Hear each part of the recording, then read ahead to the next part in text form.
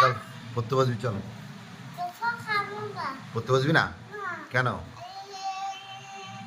কেন কি করবি তাহলে? কি করবি তাহলে? হ্যাঁ হ্যাঁ, কোথায় কোথায় যাবি? হ্যাঁ, তো তুই পড়াশোনা করবি কি করবি না? কেন?